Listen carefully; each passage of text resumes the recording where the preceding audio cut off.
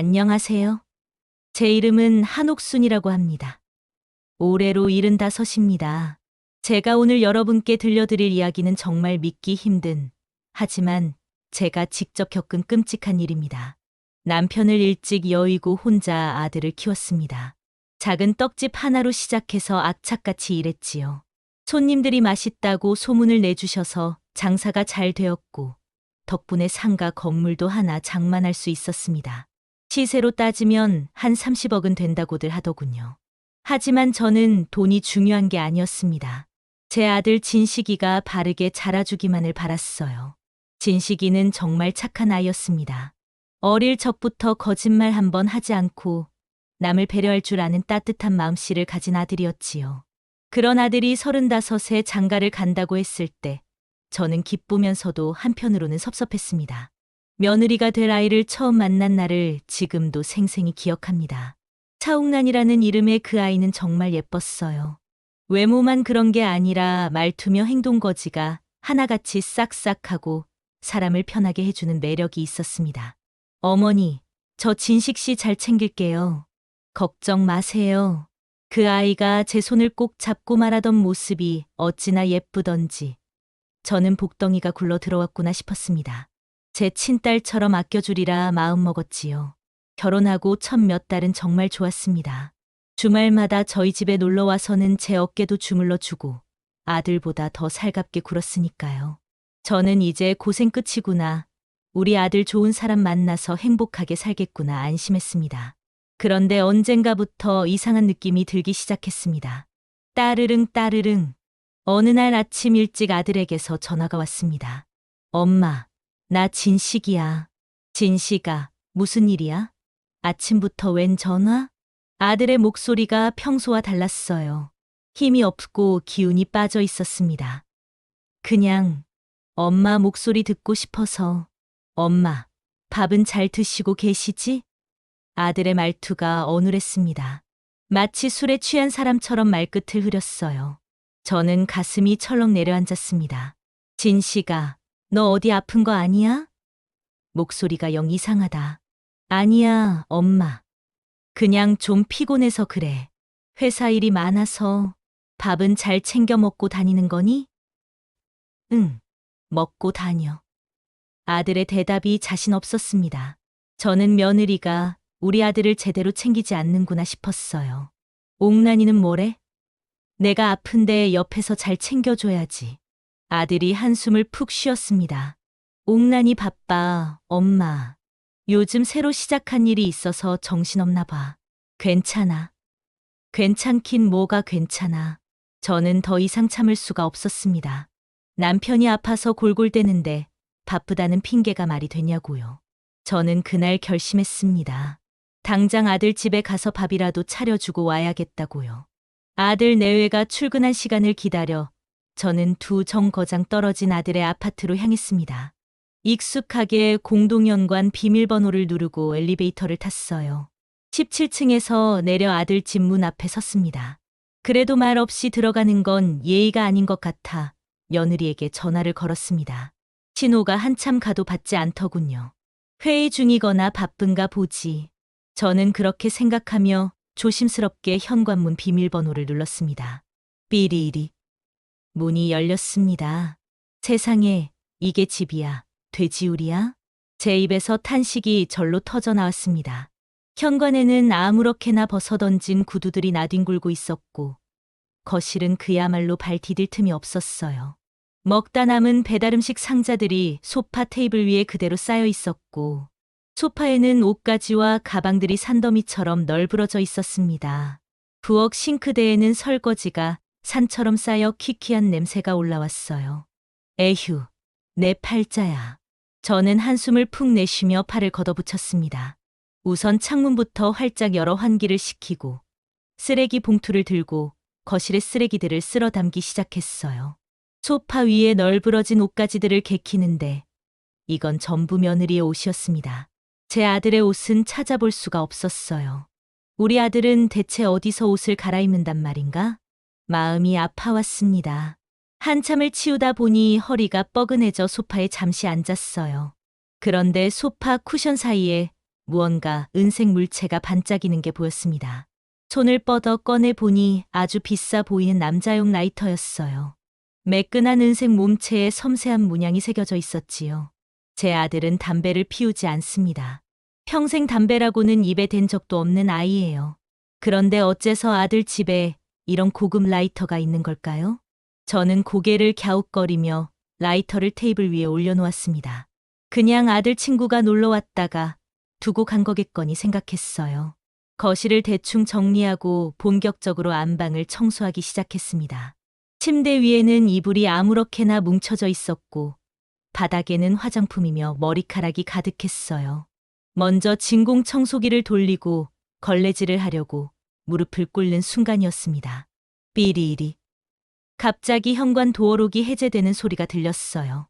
저는 깜짝 놀라 그 자리에 얼어붙었습니다. 누구지? 벌써 퇴근할 시간은 아닌데 혹시나 아들이 몸이 안 좋아 일찍 퇴근한 건가 싶기도 하고 아니면 며느리가 회사에 무슨 일이 생겨 집에 들르는 건가 싶기도 했습니다.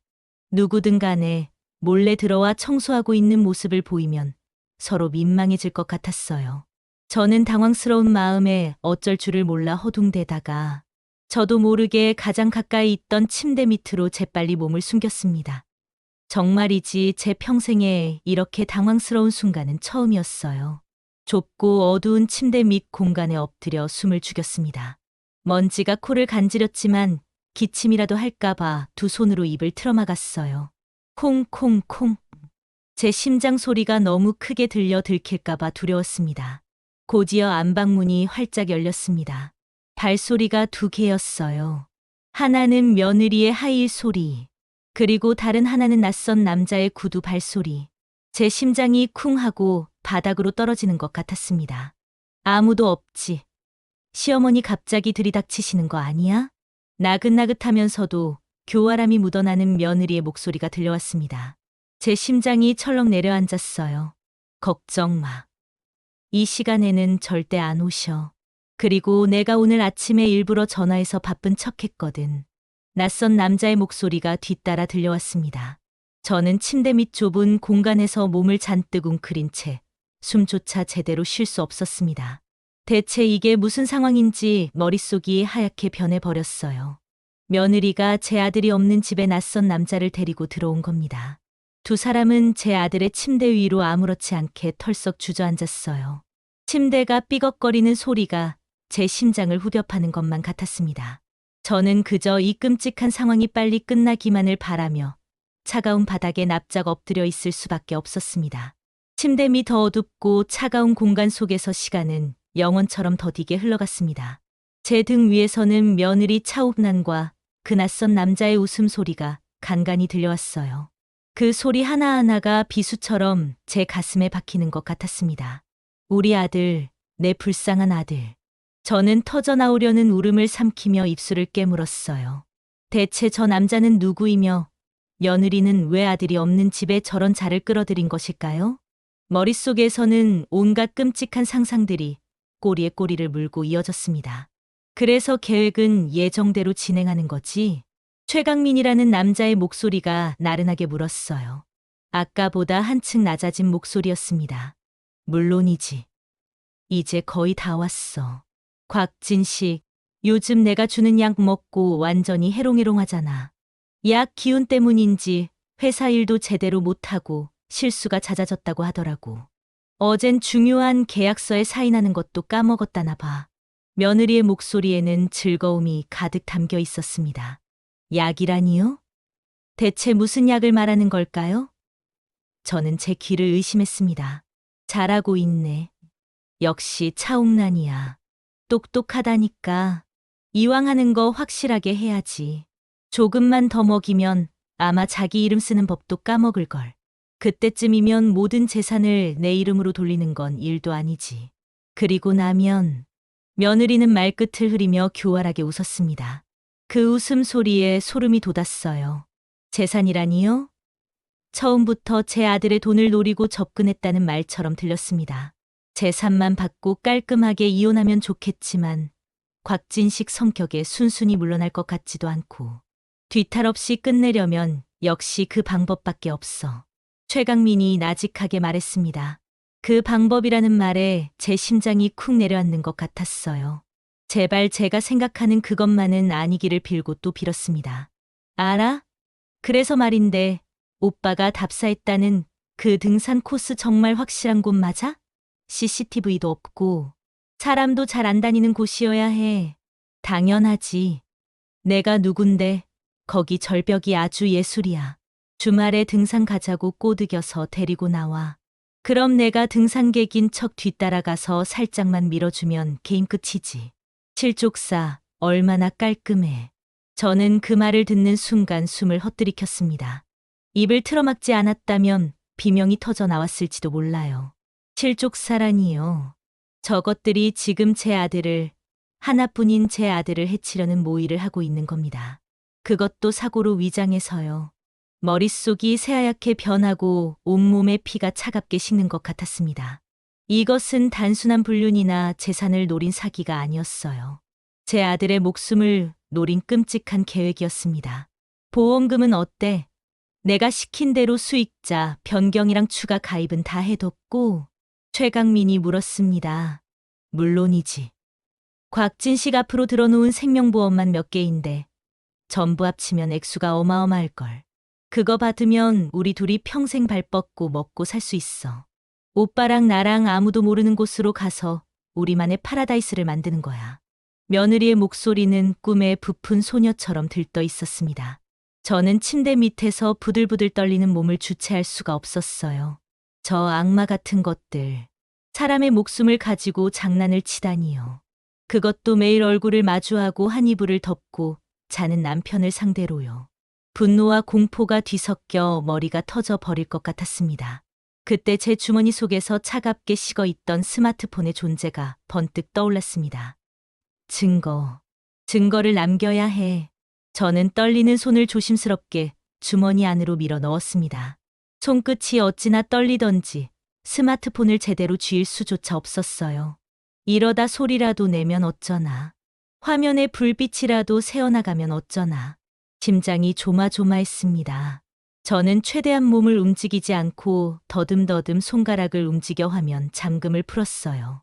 그리고 평소 아들이 가르쳐 주었던 녹음 앱 아이콘을 찾아 필사적으로 눌렀습니다. 화면에 붉은 녹음 버튼이 켜지는 것을 확인하는 순간 저는 안도의 한숨과 함께 식은땀을 줄줄 흘렸습니다. 이번 주말이 좋겠어. 진식이한테 등산 가자고 슬쩍 떠보니까 좋다고 하더라고. 마침 날씨도 좋다잖아. 좋아. 그럼 이번 주 토요일. 장소는 거기서 보는 걸로. 필요한 건 내가 다 준비해 갈 테니 너는 곽진식만 잘 데리고 나와. 알았어, 오빠. 이제 우리 고생도 끝이네. 두 사람의 대화는 제 스마트폰 안에 고스란히 녹음되고 있었습니다. 그들의 목소리가 한마디 한마디 녹음될 때마다 저는 제 아들을 살릴 수 있는 증거가 쌓이고 있다는 생각에 안도하면서도 동시에 저 악마 같은 계획의 전말에 치를 떨어야 했습니다. 저것들은 더 이상 인간이 아니었어요. 저는 어둠 속에서 차가운 분노를 삼키며 반드시 저 둘에게 죄값을 치르게 하리라. 제 아들을 저 악마들의 손에서 구해내리라 굳게 다짐했습니다. 그 순간 제 마음속에 두려움은 사라지고 아들을 지켜야 하는 어미의 강인함만이 남아 활활 타오르고 있었습니다. 침대 위에서 벌어지는 역겨운 대화가 끝나고 한참의 시간이 흘렀습니다. 두 악마는 뭐가 그리 즐거운지 시시덕거리며 웃다가 이내 집을 나설 채비를 하는 것 같았어요. 제 등 위에서 침대가 삐걱거리는 소리가 들리고 두 사람의 발소리가 안방을 나서는 것이 느껴졌습니다. 저는 현관문이 닫히고 도어록이 잠기는 삐리릭 소리가 들릴 때까지 꼼짝도 하지 않았어요. 혹시라도 무언가를 빠뜨리고 다시 돌아올지도 모른다는 생각 때문이었지요. 몇 분이 지났을까요? 세상이 고요해진 것을 확인하고 나서야 저는 뻣뻣하게 굳은 몸을 겨우 일으켜 침대 밑에서 기어나왔습니다. 헉, 헉. 차가운 바닥에 주저앉아 거친 숨을 몰아쉬었습니다. 온몸이 식은땀으로 축축했고 다리는 사시나무처럼 떨려 제대로 서 있을 수조차 없었어요. 방금 전까지 제가 겪었던 일들이 현실이라는 것이 믿기지 않았습니다. 마치 끔찍한 악몽을 꾼 것만 같았어요. 하지만 제 손에 들린 스마트폰의 녹음 파일이 이 모든 것이 끔찍한 현실임을 증명하고 있었습니다. 저는 비틀거리며 일어나 안방을 둘러봤어요.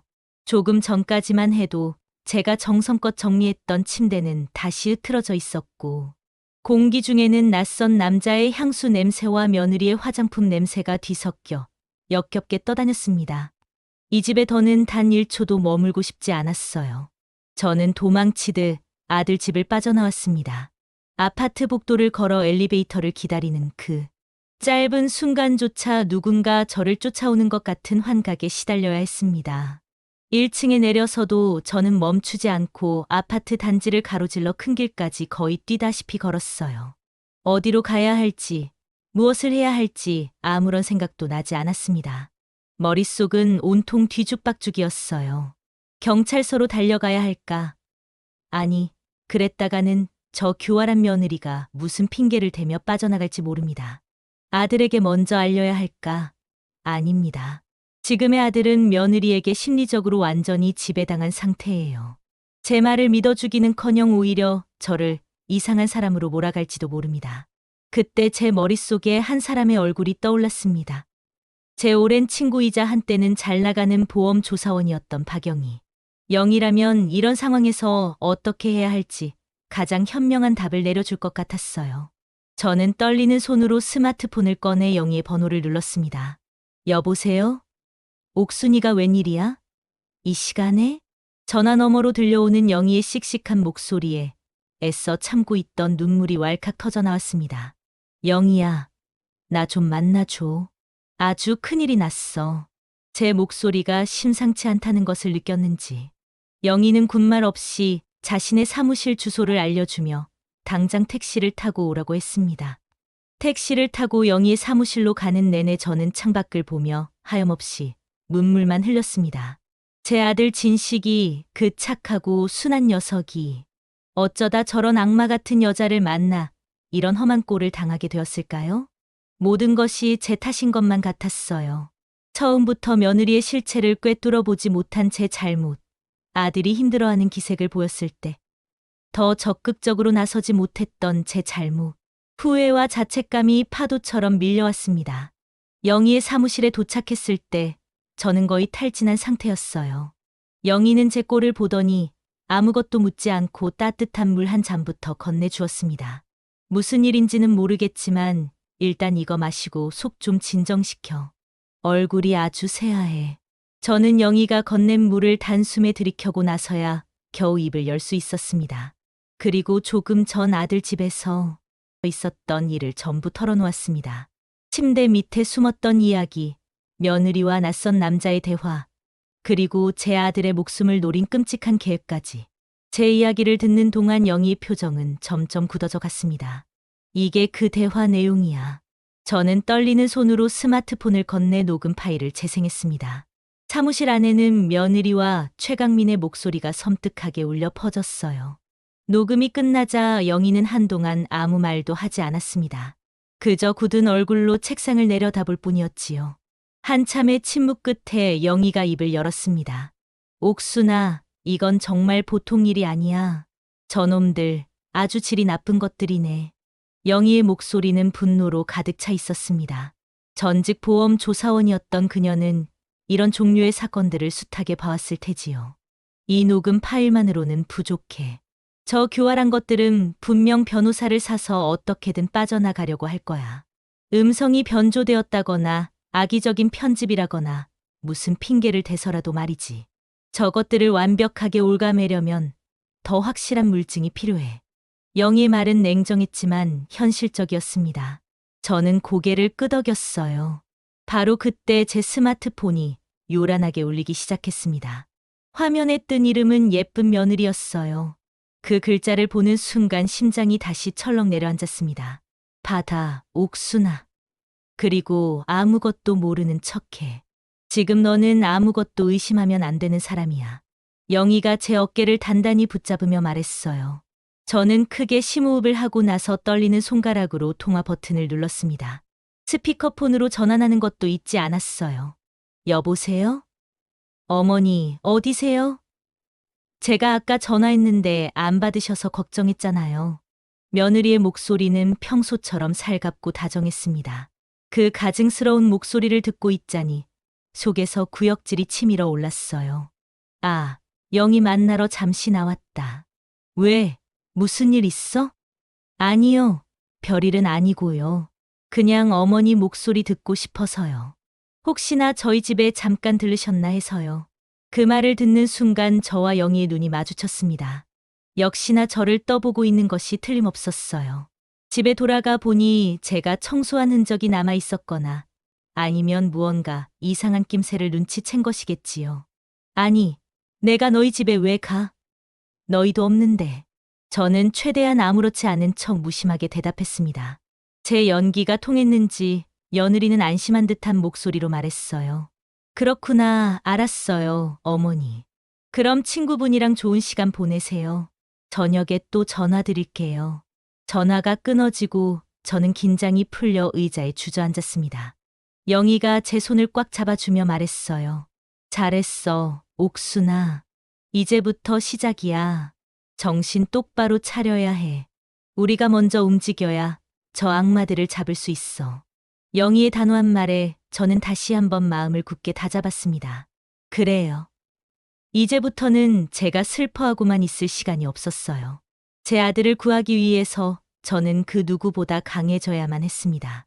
영희와 저는 머리를 맞대고 앞으로의 계획을 세우기 시작했습니다. 영희는 마치 베테랑 형사처럼 침착하고 논리적으로 상황을 분석했어요. 그녀의 말을 듣고 있으니 혼란스럽던 제 머릿속도 조금씩 정리가 되는 것 같았습니다. 우선 저것들이 말한 약의 정체를 알아내야 해. 그리고 진식이 앞으로 가입된 보험 계약서들을 확보해야 하고. 그 두 가지만 손에 넣으면 저것들이 빼도 박도 못하는 증거가 될 거야. 하지만 어떻게 그걸 손에 넣지? 내가 다시 그 집에 들어가는 건 너무 위험해. 며느리가 벌써부터 나를 의심하는 것 같은데. 제 말에 영희는 잠시 생각에 잠기더니 이내 결심한 듯 말했습니다. 위험한 거 알아. 하지만 지금은 우리가 그 위험을 감수해야 할 때야. 옥순아, 진식이를 위해서라면 너 혼자 보내지는 않을 거야. 내가 밖에서 망을 보고 무슨 일이 생기면 바로 대처할 수 있도록 준비할게. 기회는 딱 한 번뿐이야. 내일 두 사람이 모두 출근하고 집이 비어 있을 때를 노리는 거야. 영희의 단호한 표정을 보니 저도 더는 물러설 곳이 없다는 생각이 들었습니다. 아들을 위해서라면 지옥불에라도 뛰어들어야 하는 것이 어미의 마음이니까요. 다음 날 저는 영희와 함께 아들네 아파트 주차장에서 잠복하고 있었습니다. 아침 일찍부터 와서 아들과 며느리가 출근하는 모습을 제 눈으로 직접 확인했어요. 출근하는 아들의 얼굴은 어제보다 더 창백해 보였습니다. 며느리는 그런 아들의 팔짱을 꽉 끼고 세상에서 가장 다정한 아내인 척 연기를 하고 있었지요. 그 모습을 보니 또다시 속에서 불덩이가 치밀어 올랐습니다. 두 사람이 탄 차가 아파트 단지를 완전히 빠져나가는 것을 확인하고 나서 영희가 제게 신호를 보냈어요. 지금이야, 옥순아. 30분 줄게. 그 안에 모든 걸 끝내야 해.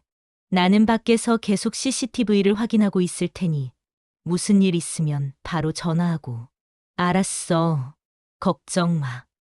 저는 짧게 대답하고 차에서 내렸습니다.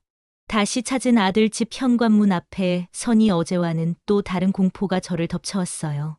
하지만 저는 두려움을 애써 억누르며 침착하게 비밀번호를 눌렀습니다. 집 안으로 들어서자마자 저는 곧장 안방으로 향했습니다. 시간이 없었어요. 먼저 며느리의 화장대를 뒤지기 시작했습니다. 수많은 화장품들 사이에서 어제 놈들이 말했던 약을 찾아야 했어요. 서랍을 하나씩 열어보는데 세 번째 서랍 가장 깊숙한 곳에서 작은 갈색 약병 하나가 나왔습니다. 제가 예상했던 대로 약병에는 아무런 라벨도 붙어 있지 않았어요. 뚜껑을 열어보니 하얀색의 작은 알약들이 들어 있었습니다. 저는 즉시 스마트폰을 꺼내 약병과 알약의 사진을 여러 장 찍어 영희에게 전송했어요. 그리고 약병은 원래 있던 자리에 그대로 두었습니다. 저들이 눈치채서는 안 되니까요. 다음 목표는 보험 계약서였습니다.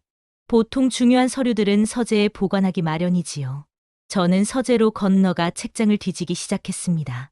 하지만 아무리 찾아도 보험 관련 서류는 보이지 않았어요. 어디에 숨긴 거지? 이렇게 중요한 서류를. 저는 초조해지기 시작했습니다. 약속된 시간이 얼마 남지 않았어요.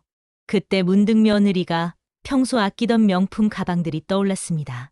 그녀는 옷방에 있는 시스템, 장 한 칸을 전부 자신의 가방으로 채워놓고는 했지요. 혹시나 하는 마음에 옷방으로 달려가 가장 구석에 놓여 있던 큰 가방의 지퍼를 열어보았습니다. 찾았다. 가방 안에는 두꺼운 서류 파일이 들어 있었습니다. 파일을 열어보니 아니나 다를까 전부 아들 명의로 된 보험 계약서들이었어요. 한두 개가 아니었습니다. 사망 시 수억 원의 보험금이 지급되는 상품들로만 교묘하게 골라서 가입해 놓았더군요.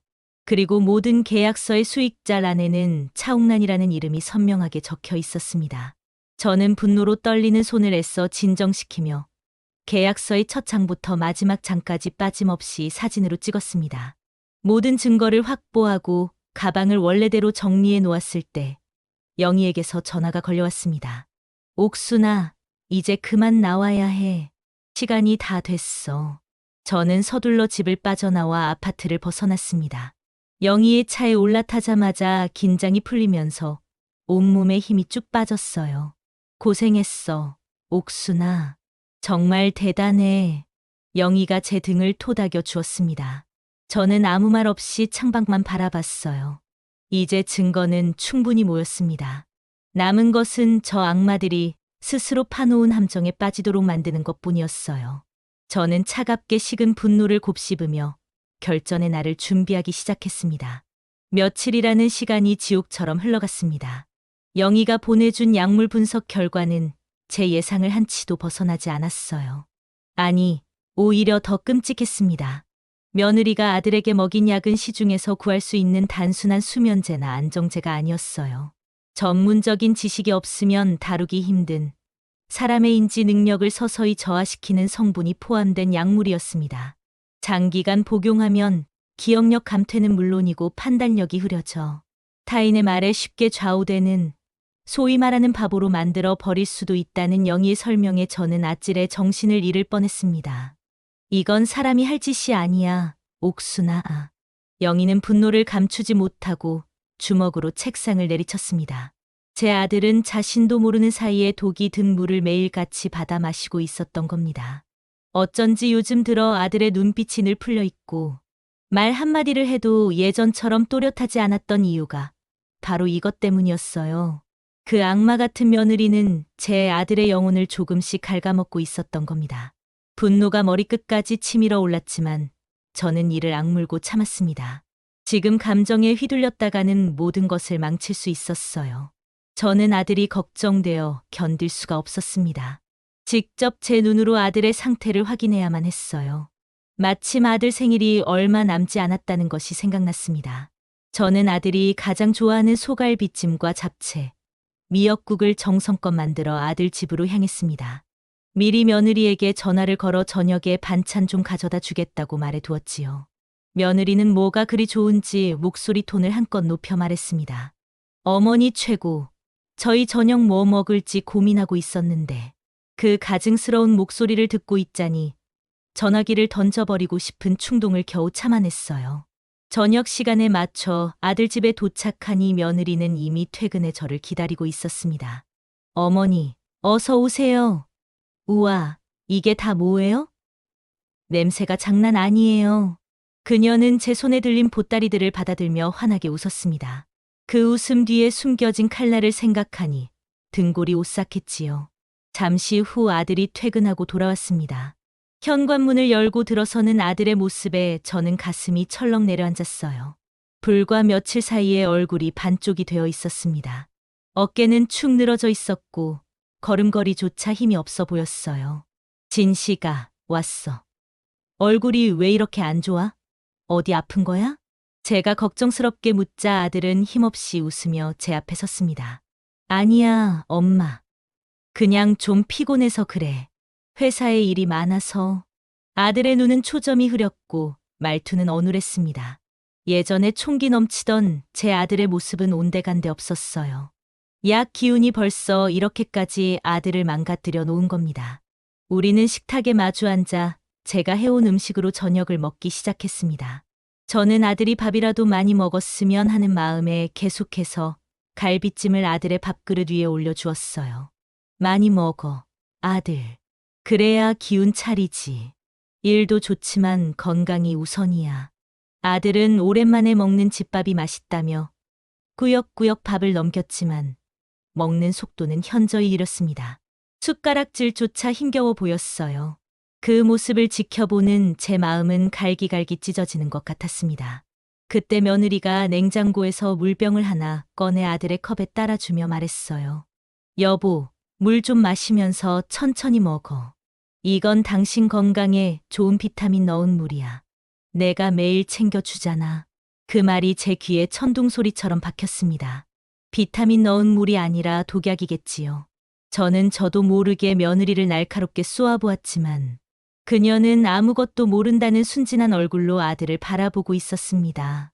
아들은 아내가 따라주는 물을 아무런 의심 없이 받아 마셨습니다. 그리고는 며느리를 향해 고맙다는 듯 희미하게 웃어 보였어요. 참, 여보. 오늘 KY 파트너스에서 연락 왔었어. 저번에 우리가 검토했던 투자 건 긍정적으로 생각하고 있나 봐. 내일 미팅 때 최종 결정하자고 하더라고. 식사를 하던 며느리가 문득 생각났다는 듯 말했습니다. 그 말을 듣는 아들의 표정이 순간 멍해졌어요. KY 파트너스. 아, 그 신재생 에너지 관련 회사 말하는 거지? 근데 그거는 우리가 좀 더 신중하게 검토해 보기로 하지 않았어? 리스크가 너무 큰 것 같다고. 아유, 당신은 아직도 그런 소리 해? 내가 다 알아봤는데 엄청 유망한 곳이야. 당신이 요즘 정신이 없어서 판단이 잘 안 서는 거야. 이런 건 내가 옆에서 딱 부러지게 결정해 줘야지. 당신은 그냥 내가 하자는 대로만 하면 돼. 알았지? 며느리는 아들의 말을 가볍게 묵살하며 마치 어린아이를 타이르듯 말했습니다. 그 모습은 더 이상 부부 간의 대화가 아니었어요. 그것은 교묘한 심리적 지배, 즉 가스라이팅 그 자체였습니다.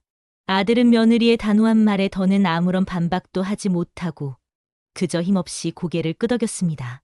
그리고는 알았어.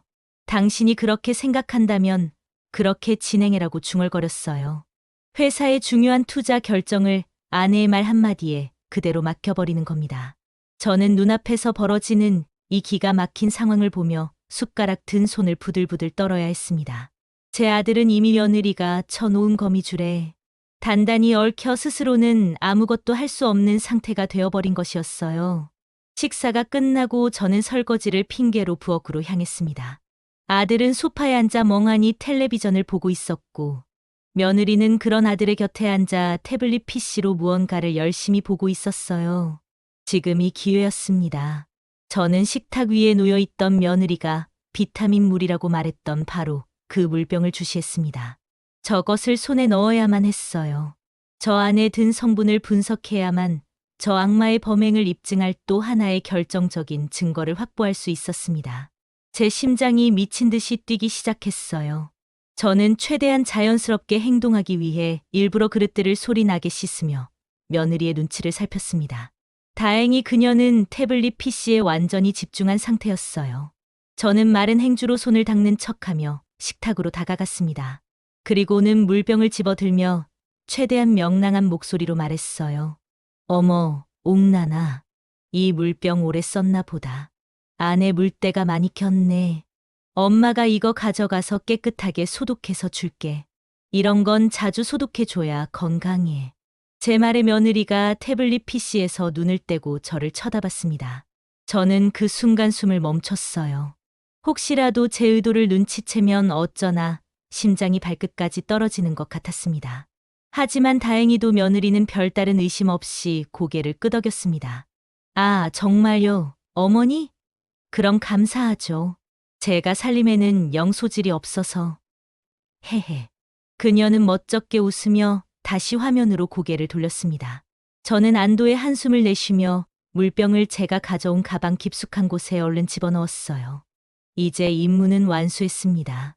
저는 서둘러 집을 나설 채비를 했습니다. 진식아, 엄마 갈게. 밥 잘 챙겨 먹고 잠도 푹 자. 알았지? 소파에 앉아 있던 아들은 저를 보며 겨우 고개를 끄덕일 뿐이었습니다. 그 무기력한 모습을 보니 또다시 가슴이 미어졌지만 저는 애써 미소를 지으며 현관을 나섰습니다. 아파트 복도를 걸어 나오며 저는 굳게 다짐했습니다. 조금만 기다려라, 아들아. 이 엄마가 반드시 너를 구해줄게. 그리고 저 악마 같은 것들에게 반드시 죗값을 치르게 해줄 테니. 제 손에 들린 가방 안의 물병이 그 결심의 증거처럼 묵직하게 느껴졌습니다. 다음 날 아침 일찍 저는 비타민 물병을 들고 영희의 사무실을 다시 찾았습니다. 밤새 한숨도 자지 못해 눈이 퀭했지만 정신만은 그 어느 때보다 또렷했어요. 영희는 책상에서 물병을 건네받자마자 평소 알고 지내던 국립과학수사연구원 출신의 분석 전문가에게 곧장 연락을 취했습니다. 최대한 빨리 그리고 가장 정확하게 분석해 달라고 신신당부해 놨어. 결과가 나오는 대로 바로 연락 줄 거야. 영희의 말에 저는 겨우 한숨 돌릴 수 있었습니다. 이제는 기다리는 일만 남았어요. 결과는 생각보다 빨리 나왔습니다. 바로 그날 오후 영희에게서 다급한 목소리의 전화가 걸려왔어요. 옥순아, 지금 당장 내 사무실로 와줘. 물병 분석 결과가 나왔어. 그리고 최강민이라는 놈에 대해서도 알아낸 게 있어. 저는 심장이 쿵 내려앉는 것을 느끼며 서둘러 영희의 사무실로 향했습니다. 사무실에 들어서자 영희는 굳은 표정으로 저를 맞이하며 서류 몇 장을 내밀었어요. 첫 번째 서류는 물병의 성분 분석 결과였습니다. 역시나 며칠 전 제가 가져갔던 약병에서 검출된 것과 동일한 성분의 약물이 다량 검출되었다는 내용이 적혀 있었어요. 며느리는 매일같이 제 아들에게 비타민물이라 속이며 독약을 먹여왔던 겁니다. 그리고 이게 최강민이라는 놈에 대한 자료야. 영희가 내민 두 번째 서류 뭉치에는 최강민이라는 남자의 사진과 함께 그의 과거 행적들이 빼곡하게 적혀 있었습니다. 화려한 언변과 서글서글한 인상으로 부유한 여성들에게 의도적으로 접근한 뒤 사업 투자 등을 빌미로 거액의 돈을 뜯어내는 것을 반복해 온 전문 사기꾼이었어요. 하지만 그의 범죄는 거기서 그치지 않았습니다. 자료의 맨 마지막 장에는 제가 가장 우려했던 내용이 담겨 있었어요. 5년 전 이 놈하고 사실혼 관계에 있던 여자가 있었어. 명의로 수억 원대의 생명보험에 가입되어 있었는데 어느 날 갑자기 교통사고로 세상을 떠났지. 당시에는 단순 사고로 종결되었지만 보험금을 수령한 사람이 바로 이 최강민이었어. 보험사에서도 뭔가 이상한 낌새를 느끼고 자체적으로 조사를 했지만 명확한 증거를 찾지 못해서 결국 보험금을 지급할 수밖에 없었다고 해. 영희의 설명을 듣는 동안 저는 온몸에 피가 역류하는 것 같았습니다. 똑같은 수법이었어요. 제 며느리와 공모해 제 아들에게 저지르려 했던 짓과 소름 끼치도록 똑같았습니다. 최강민은 단순한 사기꾼이 아니었어요. 사람의 목숨을 담보로 거액의 보험금을 챙겨온 악마 중의 악마였던 겁니다. 그리고 제 며느리는 그런 악마와 손을 잡고 제 아들을 다음 목표물로 삼은 것이고요. 옥순아, 이제 상황이 더 명확해졌어. 저놈들은 상습범이야.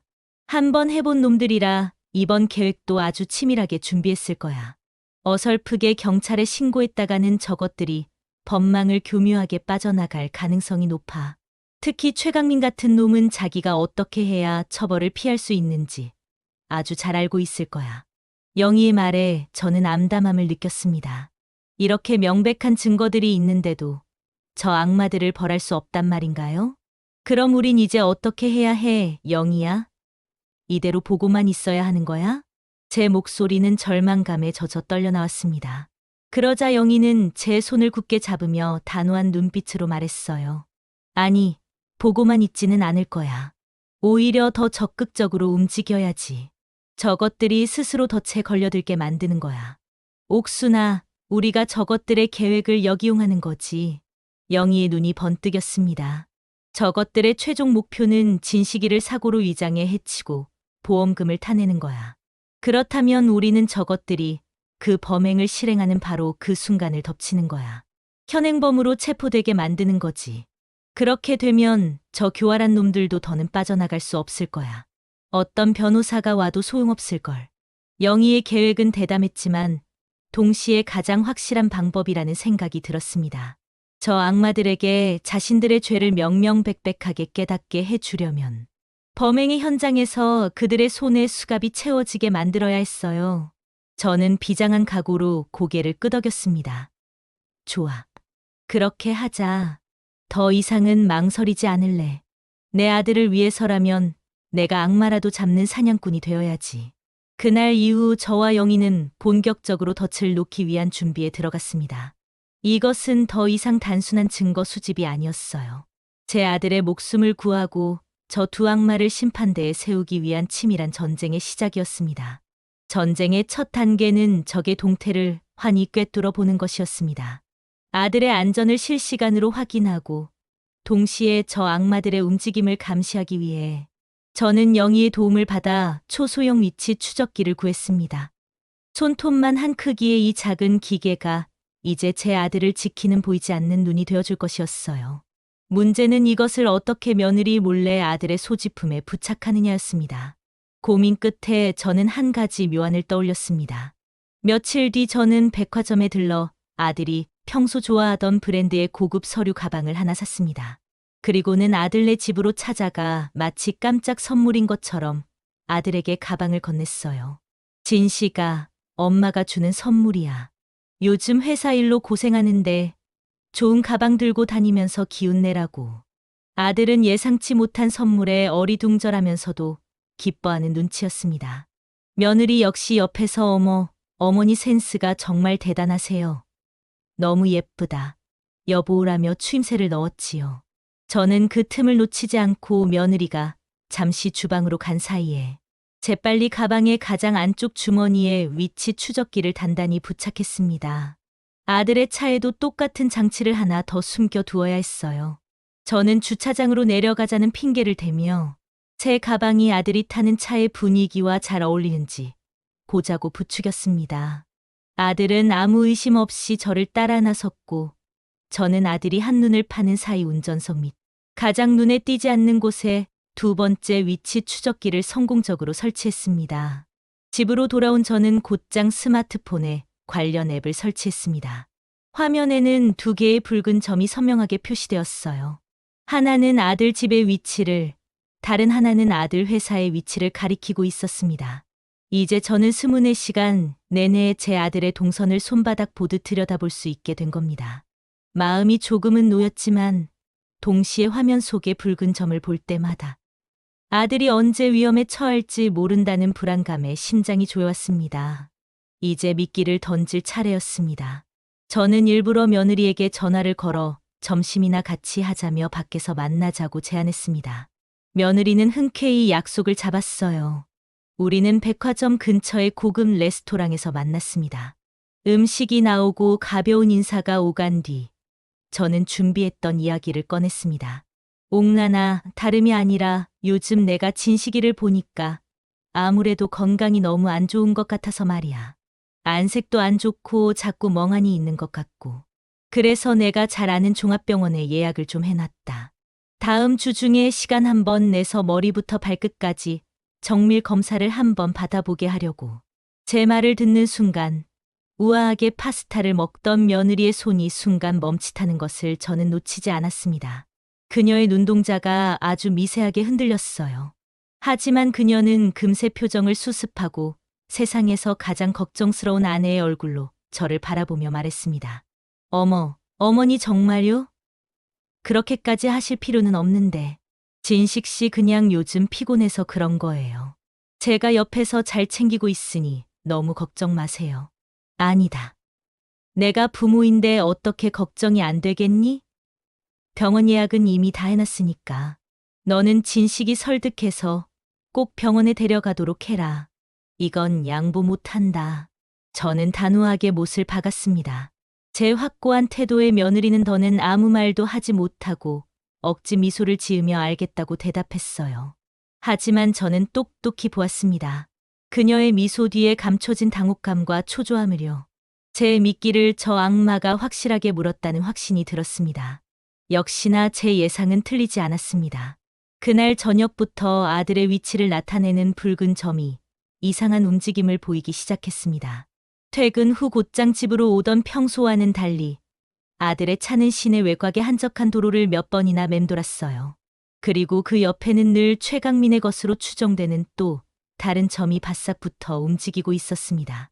저것들이 제 건강검진이라는 변수 때문에 계획에 차질이 생길까봐 새로운 범행 장소를 물색하고 있다는 것을 직감할 수 있었지요.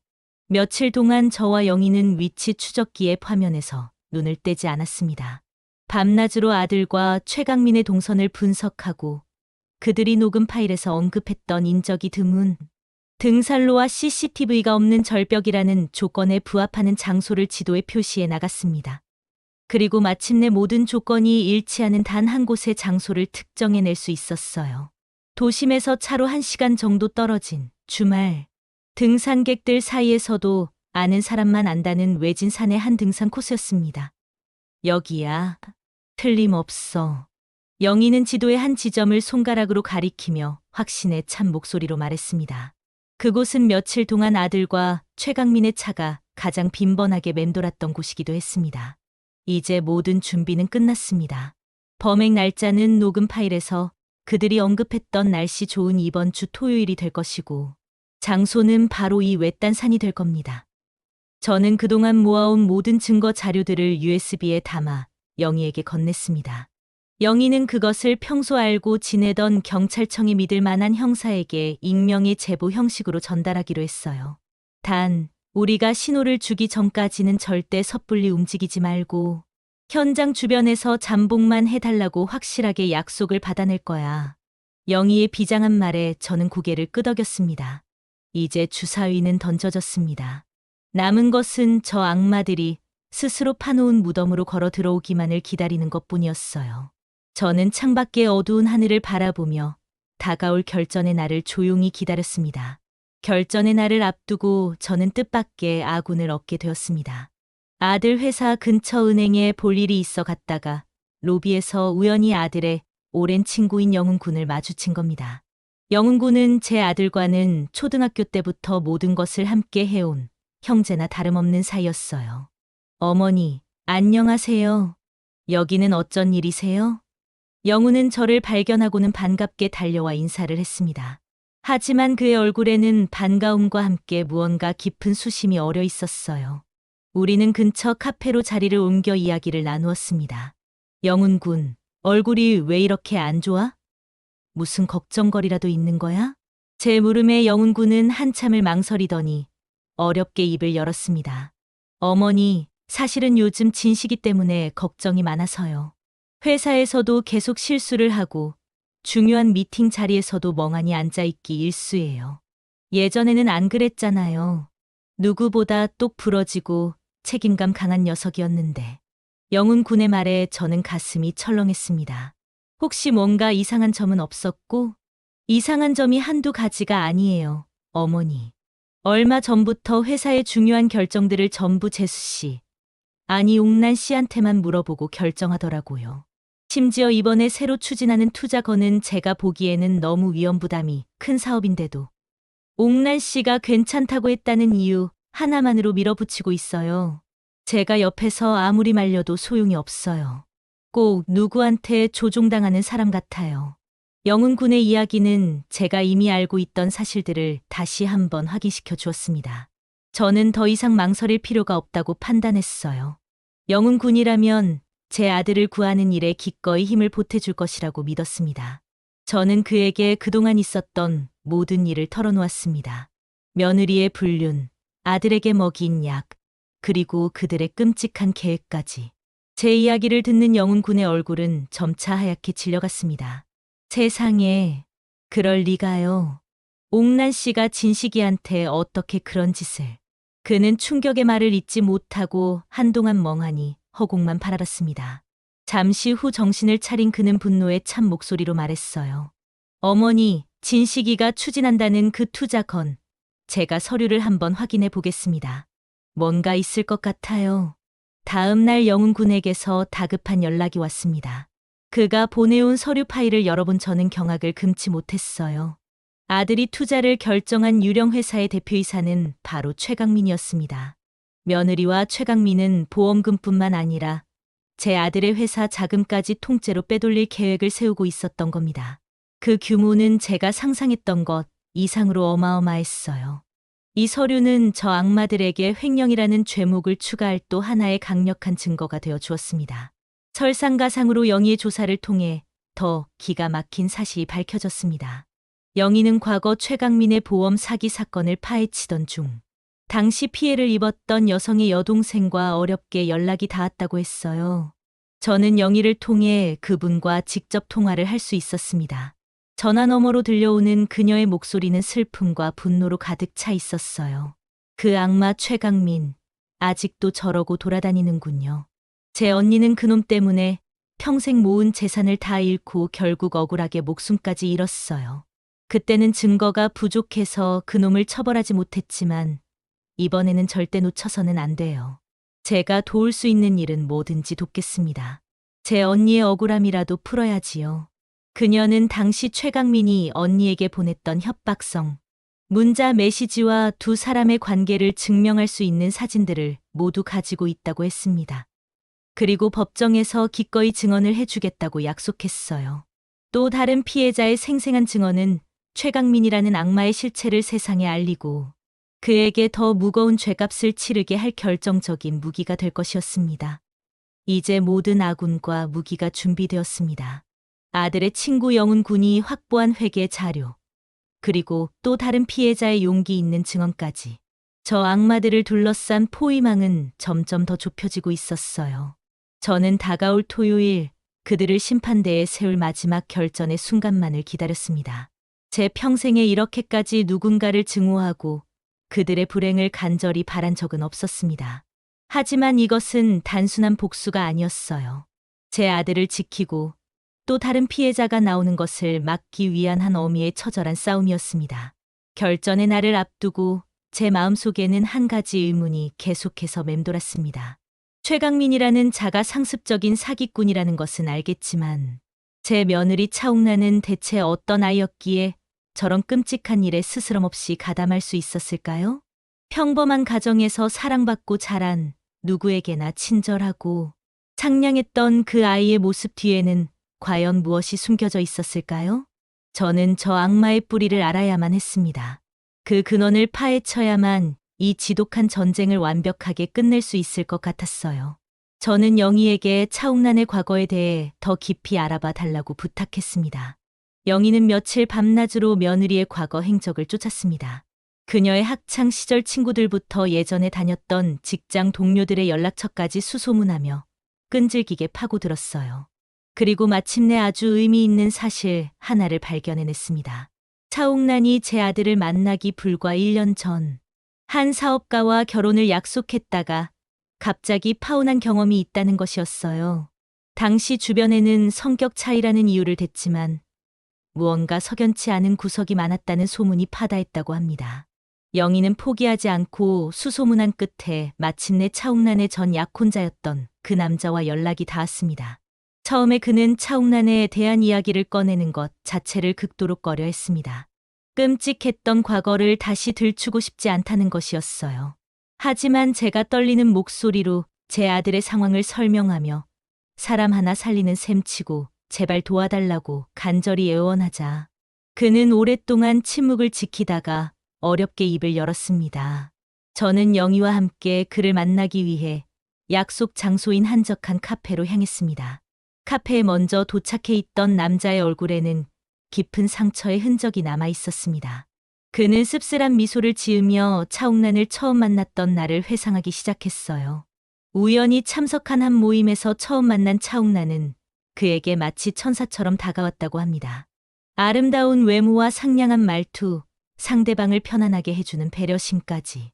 그는 첫눈에 그녀에게 반했고 두 사람은 급속도로 가까워져 결혼을 약속하는 사이가 되었다고 해요. 하지만 시간이 지날수록 그녀의 천사 같은 가면 뒤에 숨겨진 탐욕스러운 본성이 조금씩 드러나기 시작했습니다. 그녀는 유독 재산에 대해 묻는 일이 잦았어요. 처음에는 그냥 결혼 준비를 위해 그러는가 보다 하고 대수롭지 않게 넘겼죠. 하지만 질문은 점점 더 노골적으로 변해갔습니다. 제가 소유한 부동산의 시세나 부모님께 물려받을 유산의 규모, 심지어는 제가 가입한 보험 상품에 대해서까지 아주 상세하게 물어보더군요. 뭔가 이상하다는 느낌이 들기 시작한 건 그때부터였어요. 그의 이야기는 제가 겪었던 일과 소름 끼치도록 닮아 있었습니다. 그는 차옥난과 함께 등산을 갔다가 발을 헛디뎌 절벽 아래로 떨어질 뻔한 아찔한 경험을 한 적도 있다고 했습니다. 다행히 나뭇가지를 붙잡아 목숨을 건졌지만 지금 생각해보면 그것이 단순한 사고가 아니었을지도 모른다는 생각이 든다고 했어요. 그리고 결정적으로 파혼을 결심하게 된 계기가 있었습니다. 어느 날 제 차를 운전하는데 브레이크가 평소와는 다르게 너무 헐겁다는 느낌이 들었어요. 이상해서 급히 차를 세우고 확인해 보니 누군가 고의로 브레이크 오일을 뺀 흔적이 있었습니다. 정비소에서는 하마터면 큰일 날 뻔했다며 이건 명백한 사고가 아니라 사건이라고 하더군요. 저는 그 길로 그녀에게 달려가 이별을 통보했습니다. 증거는 없었지만 그 짓을 할 사람이 그녀 말고는 아무도 없다는 확신이 들었거든요.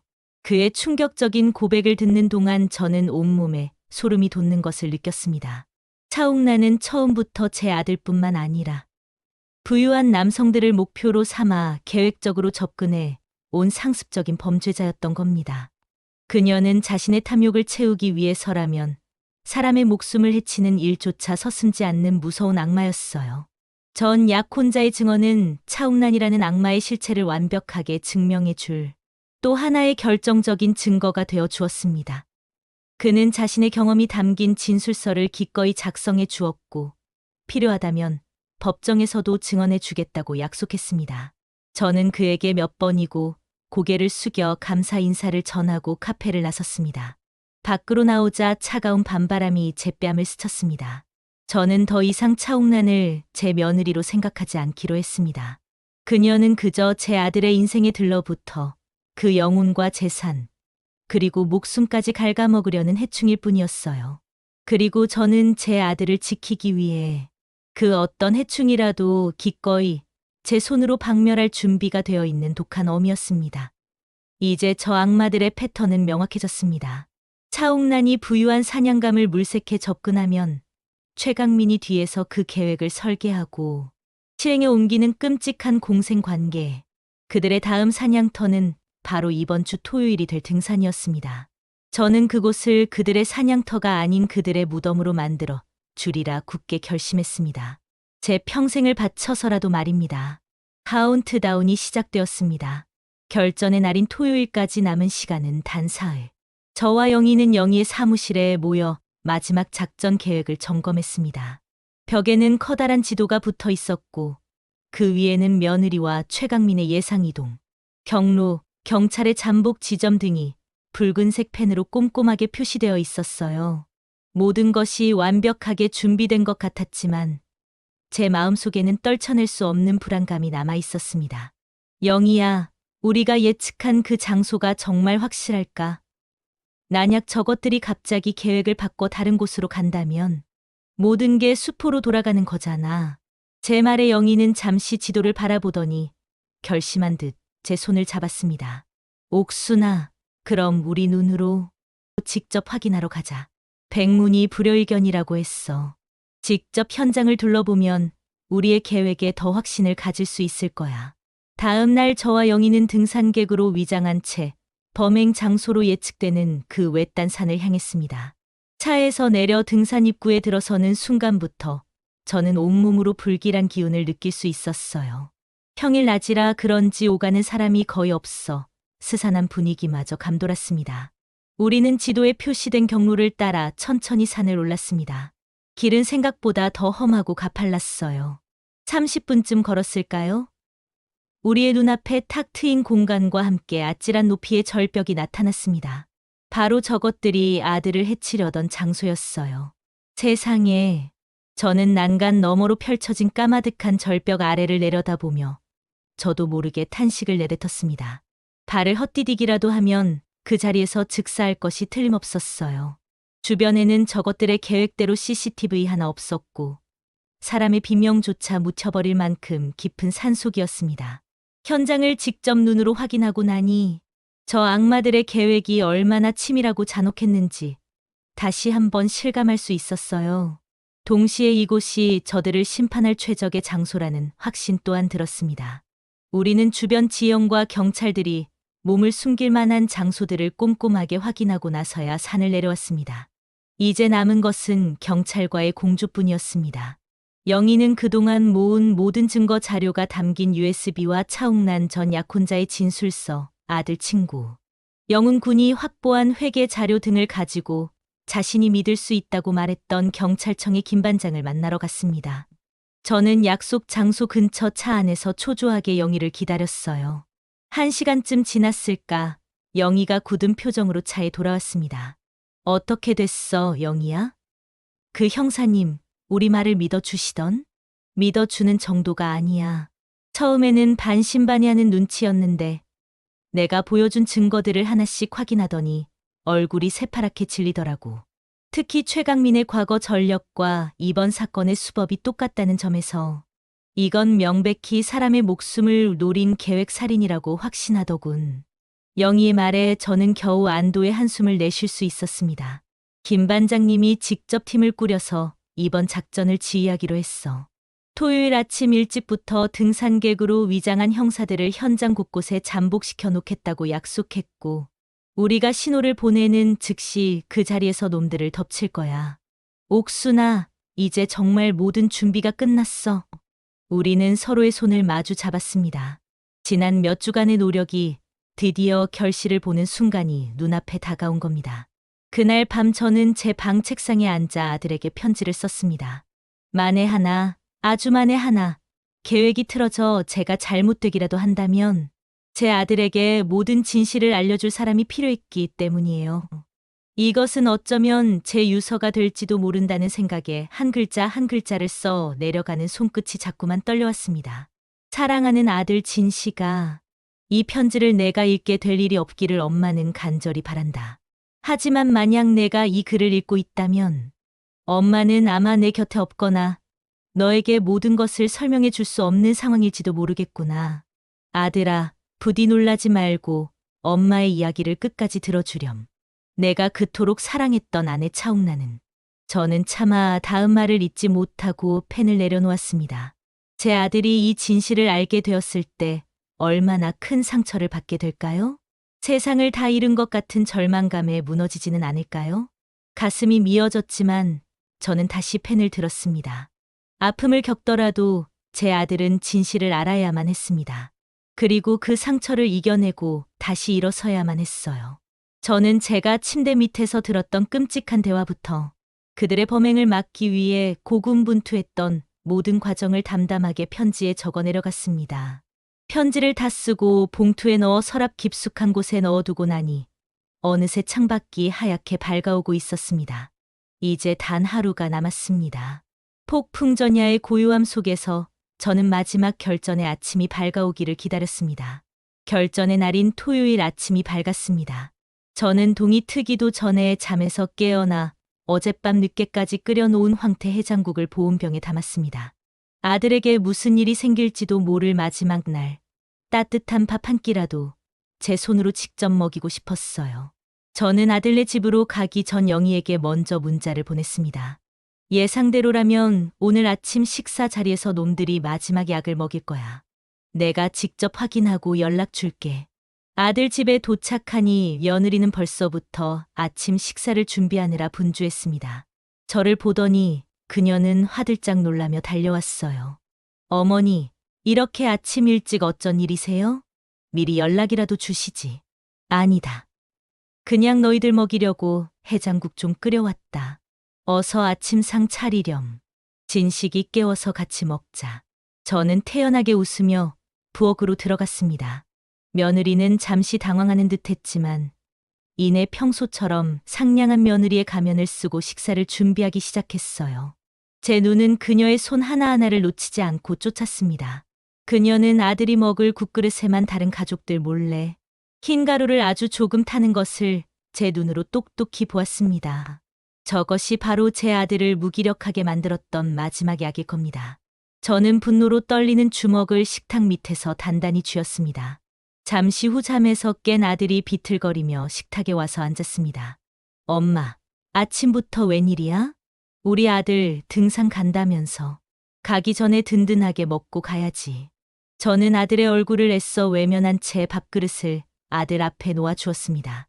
제 눈을 마주쳤다가는 이글거리는 분노와 슬픔을 들켜버릴 것 같았기 때문이에요. 식사가 시작되고 며느리는 아들에게 지극정성으로 반찬을 집어주며 살갑게 굴었습니다. 그리고는 아무것도 모르는 아들에게 독이 든 국을 떠먹여 주었어요. 그 모습을 지켜보는 제 심장은 천 갈래 만 갈래로 찢어지는 것 같았습니다. 조금만 참아라, 아들아. 이 끔찍한 식사도 오늘이 마지막이다. 식사를 마치고 며느리는 서둘러 등산 갈 채비를 했습니다. 여보, 어서 준비해. 오늘 날씨 정말 좋대. 오랜만에 우리 둘이 상쾌한 공기 마시고 오자. 그러면 당신 머리 아픈 것도 싹 나을 거야. 그녀는 약 기운에 취해 소파에 멍하니 앉아 있는 아들을 교묘하게 부추겼습니다. 아들은 가기 싫은 듯 잠시 망설였지만 며느리의 계속되는 설득에 결국 힘없이 자리에서 일어났어요. 저는 아무 말 없이 그저 두 사람을 지켜볼 수밖에 없었습니다. 제 아들이 마치 도살장에 끌려가는 소처럼 제 발로 사지로 걸어 들어가는 모습을 그저 보고만 있어야 했습니다. 어머니, 저희 다녀올게요. 집 잘 보고 계세요. 며느리는 현관을 나서며 제게 해맑게 웃어 보였습니다. 그 미소에 담긴 악마의 속내를 생각하니 온몸에 소름이 돋았습니다. 두 사람이 집을 나서자마자 제 전쟁도 시작되었습니다. 저는 즉시 영희에게 전화를 걸어 상황을 알렸습니다. 영희야, 나야. 지금 놈들이 집에서 출발했어. 예상대로야. 알았어, 옥순아. 나도 지금 막 아파트 주차장으로 들어섰어. 너는 서두르지 말고 놈들이 단지를 완전히 빠져나간 뒤에 내려와. 저는 창문 커튼 뒤에 숨어 며느리가 운전하는 차가 아파트 주차장을 빠져나가는 것을 끝까지 확인했습니다. 그리고는 영희의 차에 재빨리 올라탔어요. 차 안에는 무전기와 노트북 등 마치 형사들의 작전 차량처럼 보이는 장비들이 갖춰져 있었습니다. 김 반장님하고는 계속 연락하고 있어. 이미 현장에는 우리 팀원들이 등산객으로 위장해서 다 깔려 있다고 해. 우리는 저놈들 차를 일정 거리를 두고 따라가면서 상황을 지켜보기만 하면 돼. 영희는 침착하게 상황을 설명하며 차를 출발시켰습니다. 제 스마트폰의 화면에는 아들의 차를 나타내는 붉은 점이 외딴 산을 향해 빠르게 움직이고 있었습니다. 그 붉은 점이 마치 제 아들의 심장이 뛰는 것처럼 느껴져 저는 화면에서 한시도 눈을 뗄 수가 없었어요. 시시각각 변하는 도시의 풍경이 차창 밖으로 빠르게 스쳐 지나갔습니다. 제 아들의 운명을 결정지을 결전의 장소로 우리는 그렇게 소리 없이 달려가고 있었습니다.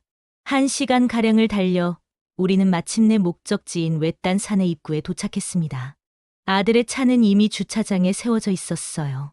저와 영희는 그들의 눈에 띄지 않도록 주차장에서 조금 떨어진 샛길에 차를 세웠습니다. 영희는 무전기를 통해 김 반장과 마지막 교신을 나눴어요. 반장님, 목표 차량 주차장에 진입한 것 확인했습니다. 저희도 지금 막 도착했습니다.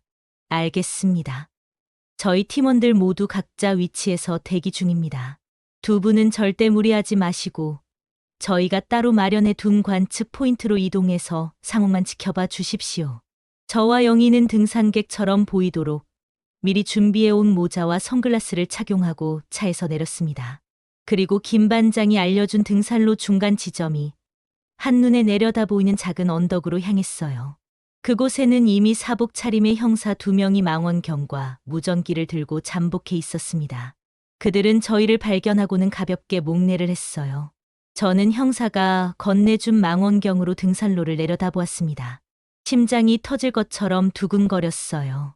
얼마 지나지 않아 등산로 아래쪽에서 제 아들과 며느리의 모습이 나타났습니다. 아들은 약 기운 때문에 걷는 것조차 힘겨운지 연신 며느리의 어깨에 기대어 비틀거리며 걸어오고 있었어요. 며느리는 그런 아들을 부축하는 척하며 계획된 범행 장소인 절벽 쪽으로 교묘하게 이끌고 있었습니다.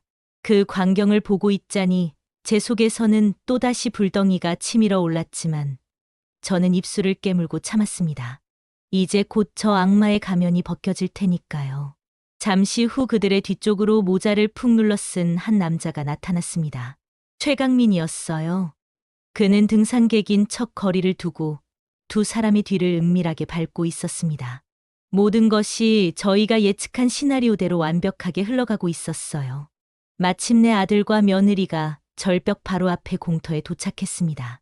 그곳은 마치 연극 무대처럼 저희가 있는 곳에서 모든 상황이 한눈에 들어오는 장소였어요. 여보, 우리 여기서 잠깐만 쉬었다 가자. 경치 정말 좋다, 그치? 며느리는 아들을 절벽 가장자리에 있는 벤치에 앉혔습니다. 그리고는 아들의 어깨를 주무르며 아주 다정한 아내인 척 연기를 했어요. 아들은 아무것도 모른 채 그저 힘없이 고개를 끄덕일 뿐이었습니다. 저는 망원경 너머로 그 모습을 보며 이제 곧 결정적인 순간이 다가왔음을 직감했습니다.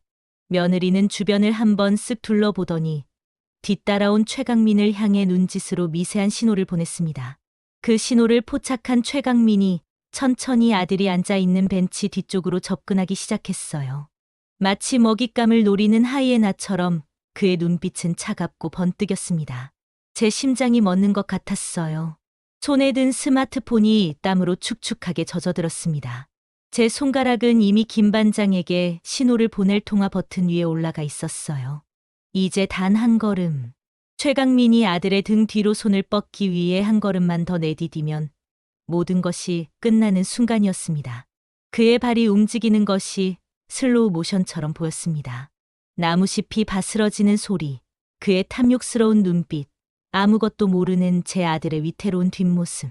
시간아, 멈추어라. 지금입니다.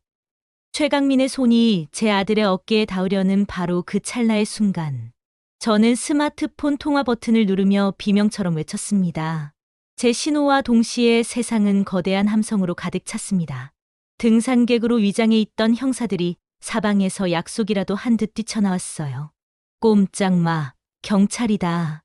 보유하던 산속은 순식간에 아수라장으로 변했습니다. 벤치 뒤편의 숲속에서, 바위 뒤에서, 심지어는 저희가 있던 언덕 위에서도 형사들이 쏟아져 나와 순식간에 현장을 포위했습니다. 눈앞에서 벌어진 상황에 가장 놀란 것은 최강민과 며느리였어요. 최강민은 아들을 밀치려던 자세 그대로 굳어버렸고 며느리는 비명을 지르며 하얗게 질린 얼굴로 주저앉았습니다. 당신을 현행범으로 체포합니다. 당신은 묵비권을 행사할 수 있으며 변호사를 선임할 권리가 있습니다. 김 반장이 외치는 우렁찬 목소리가 산 전체에 울려 퍼졌습니다. 형사 2명이 최강민의 양팔을 순식간에 뒤로 꺾어 수갑을 채웠고 다른 형사들은 며느리를 일으켜 세워 차가운 수갑을 채웠습니다. 모든 것은 그야말로 눈 깜짝할 사이에 벌어진 일이었어요. 가장 큰 충격을 받은 것은 제 아들이었습니다. 약 기운에 몽롱한 상태에서도 그는 벌어지는 이 믿을 수 없는 광경의 말을 잃고 말았습니다. 아내의 손목에 수갑이 채워지는 모습을 보며 그는 그저 주연아, 이게 다 무슨 일이야 라고 중얼거릴 뿐이었어요. 언덕 위에서 얼마나 울었을까요? 경찰들이 현장을 수습하고 혼절한 아들을 부축해 산을 내려가는 모습을 망원경 너머로 지켜보면서도 저는 한동안 자리에서 일어날 수가 없었습니다. 모든 것이 끝났다는 안도감과 제 아들이 겪어야 했던 끔찍한 배신에 대한 슬픔이 뒤엉켜 제 몸을 짓눌렀어요. 영희가 아니었다면 저는 아마 그 자리에 주저앉아 해가 질 때까지 울었을지도 모릅니다. 영희는 저를 단단히 받쳐주며 저를 일으켜 세웠습니다. 옥순아, 이제 일어나야 해. 아직 모든 게 끝난 게 아니야. 내려가서 진식이 곁을 지켜줘야지. 영희의 말에 정신이 번쩍 들었습니다. 맞아요. 이제부터가 진짜 시작이었습니다.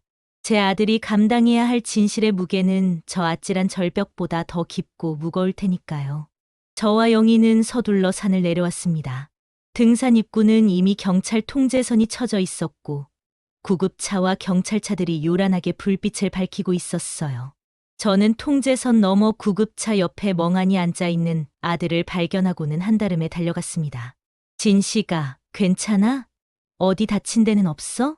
제가 아들의 어깨를 붙잡고 흔들자 아들은 초점 없는 눈으로 저를 올려다봤습니다. 엄마, 이게 어떻게 된 일이야? 왜 옥란이가 경찰차에 타고 있는 거야? 그 다 왜 그래? 아들은 아직도 눈앞의 현실을 받아들이지 못하고 있었어요. 약 기운과 충격으로 인해 상황 판단이 제대로 되지 않는 듯했습니다. 바로 그때 수갑을 찬 채 형사들에게 끌려가던 며느리가 저를 발견하고는 악을 쓰기 시작했습니다. 어머니가 꾸민 짓이죠. 그렇죠?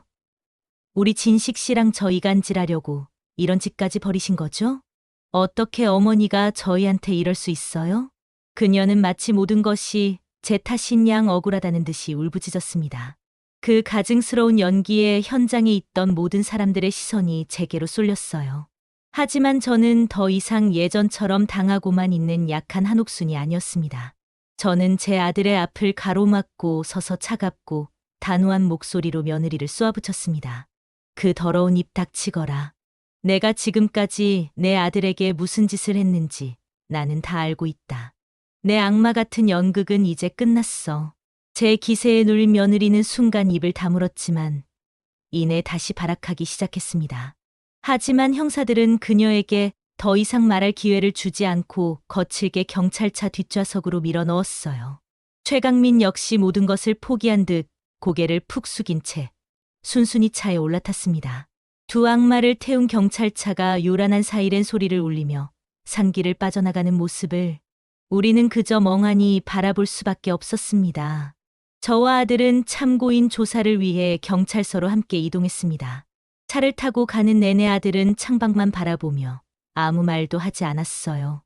저는 그런 아들의 손을 그저 따뜻하게 잡아주는 것밖에는 할 수 있는 일이 없었습니다. 경찰서에 도착하자 김 반장님이 저희를 따로 조사실 옆에 작은 상담실로 안내했습니다. 그곳에서 김 반장님은 아들의 앞에 제가 그동안 모아왔던 모든 증거들을 하나씩 꺼내놓기 시작했습니다. 곽진식 씨, 지금부터 제가 보여드리는 것들을 잘 보시고 마음 단단히 먹으셔야 합니다. 이건 곽진식 씨의 아내인 차옥란 씨가 저지른 일들에 대한 증거 자료들입니다. 김 반장님은 가장 먼저 제가 침대 밑에서 녹음했던 녹음 파일을 재생했습니다. 상담실 안에는 며느리와 최강민이 제 아들을 해치려는 끔찍한 계획을 세우는 목소리가 생생하게 울려 퍼졌어요. 아들은 녹음 파일을 듣는 내내 믿을 수 없다는 표정으로 귀를 막고 고개를 저었습니다. 아니야, 아닐 거야. 옥란이가 이럴 리가 없어. 이건 조작된 거야. 하지만 이어지는 증거들 앞에서 아들의 부정은 처참하게 무너져 내렸습니다. 김 반장님은 며느리가 아들에게 먹여온 약물의 성분 분석표를 보여주었습니다. 사람의 정신을 서서히 파괴하는 아주 해로운 약물이라는 설명과 함께요. 그리고 아들 명의로 가입된 수십억 원대의 생명보험 계약서 사본들. 수익자가 모두 차옥란으로 되어 있는 그 서류들을 아들의 눈앞에 펼쳐 보였습니다. 이것뿐만이 아닙니다. 차옥란 씨는 최강민과 공모하여 곽진식 씨의 회사 자금을 유령회사로 빼돌린 혐의도 받고 있습니다. 이건 그 증거 자료인 회계장부입니다. 아들 친구 영훈 군이 넘겨주었던 서류가 테이블 위에 올려졌습니다. 아들은 하얗게 질린 얼굴로 서류들을 내려다봤어요. 자신의 필체로 서명된 투자 계약서들을 보며 아들의 눈동자가 파르르 떨려왔습니다. 마지막으로 김 반장님은 차옥란의 전 약혼자가 작성한 진술서를 아들에게 읽어주었습니다.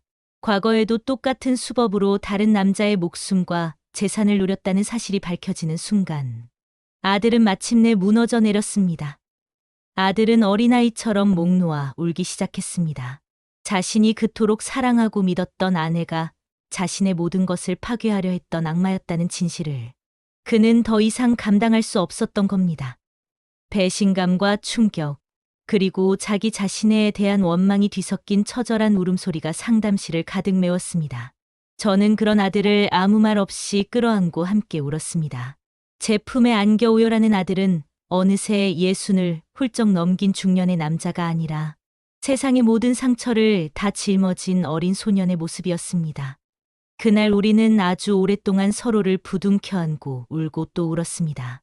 가면이 벗겨진 자리에 남은 것은 지독한 상처와 슬픔뿐이었습니다. 경찰서에서의 조사는 밤 늦게까지 이어졌습니다. 제 아들은 극심한 정신적 충격으로 인해 정상적인 진술이 어려운 상태였기 때문에 대부분의 조사는 저와 영희 그리고 김 반장님을 중심으로 진행되었어요. 저는 그동안 제가 겪고 보았던 모든 일들을 처음부터 끝까지 하나도 빠짐없이 진술했습니다. 침대 밑에서 들었던 대화 내용부터 며느리의 과거 행적을 추적했던 과정, 그리고 오늘 현장에서 벌어졌던 일까지. 제 진술을 받아 적던 젊은 형사의 얼굴에는 놀라움과 존경심이 뒤섞여 있었어요. 어머님, 정말 대단하십니다. 어머님이 아니셨으면 정말 끔찍한 일이 벌어질 뻔했습니다. 그의 말에 저는 그저 힘없이 웃어 보일 뿐이었습니다. 제가 대단해서가 아니었어요. 제 새끼를 구하려는 어미의 본능이 저를 그렇게 만들었을 뿐입니다. 조사를 받는 동안 며느리와 최강민은 모든 혐의를 완강하게 부인하고 있다는 소식이 들려왔습니다. 등산은 정말 순수한 의도였으며 현장에서의 일은 모두 제가 꾸며낸 모함이라는 주장을 뻔뻔하게 펼치고 있다고 했어요. 하지만 그들의 발악은 오래 가지 못했습니다. 김 반장님이 그들의 면전에 제가 모은 증거들을 하나씩 던졌을 때 그들의 거짓말은 산산조각이 나버렸습니다. 특히 자신들의 목소리가 담긴 녹음 파일과 약물의 성분 분석 결과, 그리고 과거의 피해자들 증언이 공개되자 두 악마는 더 이상 아무런 말도 하지 못하고 고개를 숙였다고 합니다. 경찰의 공식적인 수사가 시작되자 며느리와 최강민의 추가 범죄들이 본물 터지듯 드러나기 시작했습니다. 두 사람은 제 아들의 회사 자금을 빼돌린 것 외에도 최강민의 명의로 여러 개의 대포 통장을 만들어 불법적인 자금 세탁을 해온 정황이 포착되었어요. 또한 과거 최강민의 보험 사기 사건 역시 재수사에 착수되었고, 그 과정에서 며느리가 처음부터 그 사건에 깊숙이 개입되어 있었다는 새로운 증거들이 발견되었습니다. 그들은 상습적으로 부유한 남성들을 물색해 접근한 뒤, 한 명은 밖에서 바람을 잡고 다른 한 명은 안에서 상대를 교묘하게 조종하는 방식으로 사기와 범죄를 저질러 온 전문 범죄 조직이나 다름없었습니다. 다음 날 저희의 이야기는 세상에 알려졌습니다. 아침 뉴스부터 시작해서 인터넷 신문과 각종 언론 매체에서 두 얼굴의 며느리, 어머니의 기지로 막아낸 비극이라는 자극적인 제목으로 저희의 사건을 대대적으로 보도하기 시작했어요. 저희 집 앞에는 아침부터 기자들이 진을 치고 있었고 제 전화기는 쉴 새 없이 울려댔습니다. 저는 아들을 보호하기 위해 당분간 제 집으로 아들을 데려와 함께 지내기로 했습니다. 엄마, 미안해. 나 때문에 엄마까지 힘들게 해서. 아들은 거실 소파에 앉아 텔레비전 뉴스에 나오는 자신의 이야기를 멍하니 바라보며 말했습니다. 저는 그런 아들의 어깨를 말없이 감싸 안아 주었어요. 아니다, 아들. 뭐가 미안해. 지금은 아무 생각 말고 그냥 푹 쉬기만 해. 나머지는 다 이 엄마가 알아서 할 테니. 뉴스가 나가고 세상의 반응은 폭발적이었습니다. 인터넷 기사의 댓글에는 며느리와 최강민의 악행에 분노하는 사람들의 목소리가 가득했어요. 그리고 동시에 저의 행동을 칭찬하고 응원하는 글들도 수없이 많이 올라왔습니다. 어머니는 위대하다. 현대판 셜록 홈즈 할머니. 저런 며느리는 절대 용서하면 안 된다는 댓글들을 보며 저는 씁쓸하면서도 한편으로는 위안을 얻었습니다. 이 세상에는 아직 정의가 살아있고 제 아들의 아픔에 함께 공감해주는 따뜻한 사람들이 이렇게나 많다는 사실이에요. 법의 심판은 이제 막 시작되었지만 어쩌면 저 두 악마는 이미 세상 사람들로부터 가장 무서운 심판을 받고 있는 것일지도 모릅니다. 시간이 약이라는 말이 있지만 제 아들에게는 그 시간이 마치 멈춰버린 듯했습니다. 아들은 집으로 돌아온 뒤에도 며칠 동안 방 안에 틀어박혀 나오지 않았어요. 식사도 거부하고 잠도 제대로 자지 못하는 듯했습니다. 굳게 닫힌 아들의 방문을 볼 때마다 제 마음은 타 들어가는 것 같았어요. 사랑했던 아내에 대한 끔찍한 배신감, 그리고 모든 것을 의심 없이 믿었던 자기 자신에 대한 자책감이 제 아들을 깊은 동굴 속에 가둬버린 겁니다. 저는 그런 아들을 억지로 끌어내기보다는 그저 묵묵히 기다려주기로 했습니다. 매일 아침 저녁으로 아들이 좋아하는 음식을 만들어 방문 앞에 놓아주고 조용히 아들의 이름을 부르며 기도하는 것밖에는 할 수 있는 일이 없었어요. 그렇게 일주일이라는 시간이 흘렀을까요? 어느 날 저녁, 제가 방문 앞에 저녁상을 놓고 돌아서려는데 등 뒤에서 굳게 닫혀있던 방문이 아주 천천히 열렸습니다. 문틈으로 헬쑥한 아들의 얼굴이 보였어요. 엄마. 아들은 아주 작은 목소리로 저를 불렀습니다. 저는 뒤돌아서서 아들을 마주 봤어요. 그 짧은 순간 우리는 아무 말도 하지 않았습니다. 그저 서로의 눈을 바라볼 뿐이었죠. 아들의 눈에는 수많은 감정들이 담겨 있었습니다. 미안함, 고마움, 그리고 깊은 슬픔. 잠시 후 아들은 제 앞에 다가와 아무 말 없이 저를 와락 끌어안았습니다. 그리고는 제 어깨에 얼굴을 묻고 어린아이처럼 서럽게 울기 시작했어요. 엄마, 미안해. 정말 미안해, 엄마. 아들은 울음 섞인 목소리로 계속해서 미안하다는 말만 되풀이했습니다. 제 옷깃이 아들의 뜨거운 눈물로 축축하게 젖어들었어요. 내가 너무 바보 같았어. 엄마가 그 사람에 대해 안 좋게 말했을 때 그냥 흘려듣지 말았어야 했는데. 엄마 말을 믿지 않고 오히려 엄마를 원망했던 내가 너무 한심하고 증오스러워. 나 때문에 엄마가 얼마나 마음고생이 심했을지. 정말 미안해, 엄마. 나를 용서하지 마. 저는 그런 아들의 등을 말없이 토닥여 주었습니다. 그리고는 아들의 얼굴을 두 손으로 감싸고 눈을 맞추며 말했어요. 아니다, 아들. 뭐가 미안해. 너는 아무 잘못 없어. 사랑에 눈이 멀면 누구나 그렇게 되는 거란다. 그러니 더는 자책하지 마. 지난 일은 이제 다 잊고 새로 시작하면 되는 거야. 이 엄마가 옆에서 끝까지 도와줄게. 그러니 기운 내. 내 아들. 제 말에 아들은 또다시 눈물을 왈칵 쏟아냈습니다. 그날 밤 우리는 아주 오랫동안 서로를 부둥켜 안고 그동안 서로에게 하지 못했던 이야기들을 나누며 아픈 마음을 달랬습니다. 아들의 눈물은 상처받은 영혼을 치유하는 첫걸음이었을 겁니다.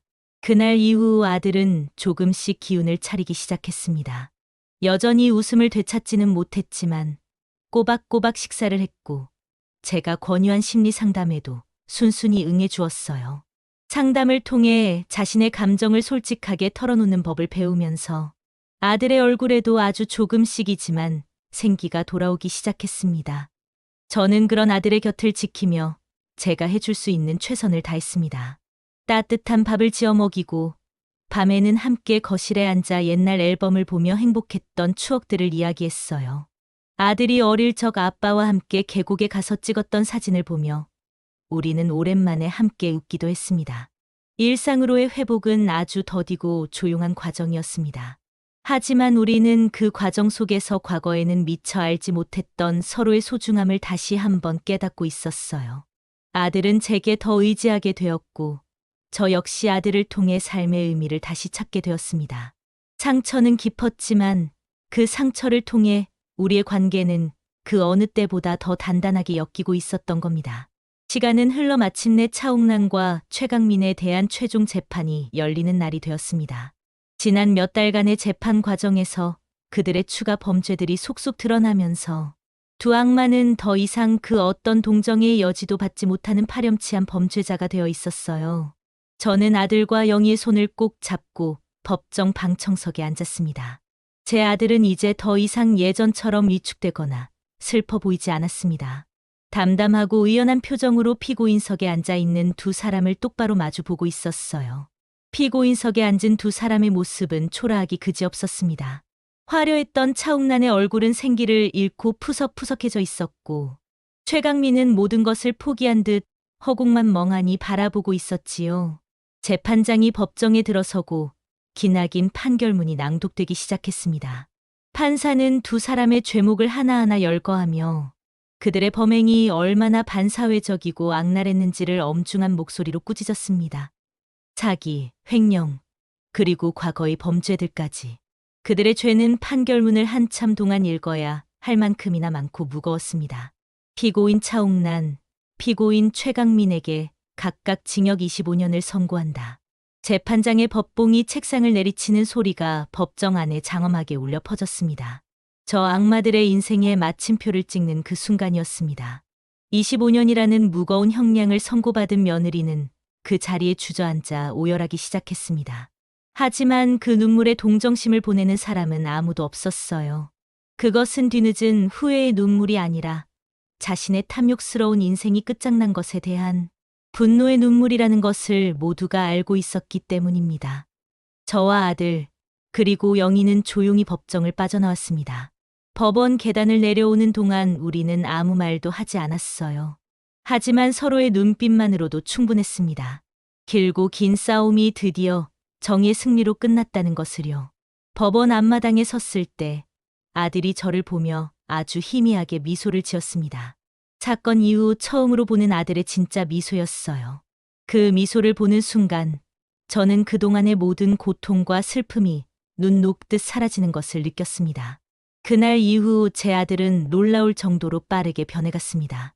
아들은 자신에게 씻을 수 없는 상처를 준 회사를 과감하게 정리했습니다. 그리고는 오랫동안 자신의 꿈이었던 작은 목공소를 차리는 일에 도전하기 시작했어요. 땀 흘려 나무를 만지고 자신만의 가구를 만들어내면서 아들은 서서히 마음의 상처를 치유해 나갔습니다. 예전처럼 돈을 많이 벌지는 못했지만 아들의 얼굴에는 그 어느 때보다 더 큰 행복과 만족감이 어려 있었어요.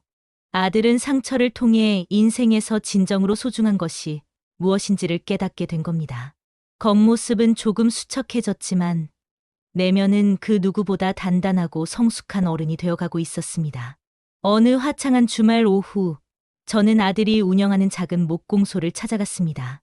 공방 안에는 향긋한 나무 냄새와 기계 돌아가는 소리가 기분 좋게 울려 퍼지고 있었어요. 아들은 작업복 차림으로 땀을 뻘뻘 흘리며 어린아이의 것으로 보이는 작은 나무 의자를 만들고 있었습니다. 아들, 뭐 만들어? 아, 엄마 오셨어요? 이거 보육원에 기부할 아이들 의자예요. 제가 가진 재주로 좋은 일도 좀 하고 싶어서요. 아들은 쑥스러운 듯 웃으며 말했습니다. 그 모습을 보니 제 마음이 얼마나 뿌듯하고 대견했는지 모릅니다. 아들은 이제 더 이상 과거의 아픔에 얽매여 있지 않았어요. 자신의 상처를 더 큰 사랑으로 승화시킬 줄 아는 그런 멋진 사람으로 다시 태어난 겁니다. 그날 저녁, 우리는 오랜만에 집 마당에 나가 함께 저녁을 먹었습니다. 저는 아들이 좋아하는 삼겹살을 굽고 아들은 자신이 직접 만든 작은 나무 테이블을 마당 한가운데에 놓았어요. 우리는 그 테이블에 마주 앉아 높이 뜬 하늘을 바라보며 두런두런 이야기를 나눴습니다. 엄마, 고마워. 다시 태어나게 해줘서. 아들이 고기를 뒤집으며 툭 던지듯 말했습니다. 저는 그 말에 가슴이 뭉클해져 아무 대답도 하지 못하고 그저 아들의 얼굴만 바라봤어요. 지옥 같았던 시간을 지나 우리는 비로소 완전한 평온을 되찾았습니다. 상처의 흔적은 영원히 남겠지만 그 상처 위에 더 단단한 새살이 돋아나고 있었어요. 제 옆에서 환하게 웃고 있는 아들을 보니 이 세상 그 무엇도 더 부러울 것이 없습니다. 창밖으로 불어오는 저녁 바람이 마치 모든 것이 괜찮다고, 정말 고생 많았다고 저와 아들을 위로해 주는 것만 같아요. 며칠 후 저는 제가 평생 운영해온 떡집을 다시 열었습니다. 오랜만에 찾아온 단골 손님들은 저를 보며 반가워했어요. 한옥순 사장님, 뉴스 봤어요. 정말 대단하세요. 어떻게 그런 용기를 내셨어요? 그들의 격려에 저는 그저 수줍게 웃으며 말했습니다. 별거 아니에요. 그냥 제 아들을 지키고 싶었을 뿐이에요. 떡을 빚으며 저는 문득 생각했습니다. 추석이 다가오고 있었어요. 작년 추석, 제가 홀로 송편을 빚으며 며느리를 기다렸던 그날이 떠올랐습니다. 그때 제가 빚었던 송편에는 제가 알지 못했던 눈물이 담겨 있었지요. 며느리의 거짓된 사랑 뒤에 숨겨진 탐욕의 눈물, 제 아들이 흘렸을 고통의 눈물. 하지만 올해는 달랐습니다. 진 씨가 이번 추석에는 엄마랑 같이 송편 빚자. 내가 어렸을 때처럼. 엄마, 제가 제대로 할 수 있을까요? 걱정 마. 엄마가 다 가르쳐 줄게. 추석 전날, 저와 아들은 함께 송편을 빚었습니다. 서툰 아들의 손길을 제가 잡아주며 하나하나 모양을 잡아갔어요. 엄마, 송편 속에 뭘 넣으면 좋을까요? 그야 당연히 달콤한 꿀과 깨를 넣어야지. 우리 앞으로의 날들이 달콤하길 바라면서. 아들과 함께 빚은 송편은 모양이 조금 삐뚤빼뚤했지만 그 어느 때보다 정성이 가득 담겨 있었습니다. 찜기에서 김이 모락모락 올라오는 송편을 보며 저는 영희에게 전화를 걸었어요. 영희야, 추석날 우리 집에 와. 진식이랑 셋이서 함께 차례 지내자. 정말 내가 가도 돼? 당연하지. 너도 우리 가족이야. 추석날 아침 저는 차례상을 정성껏 차렸습니다. 남편의 사진 앞에 송편과 과일, 나물을 정갈하게 올려놓았어요. 당신, 우리 아들 지켰어요. 당신이 하늘에서 지켜봐 주셔서 가능했던 일이에요. 저는 남편의 사진을 보며 조용히 말했습니다. 영희가 도착하고 우리 셋은 차례를 지냈습니다.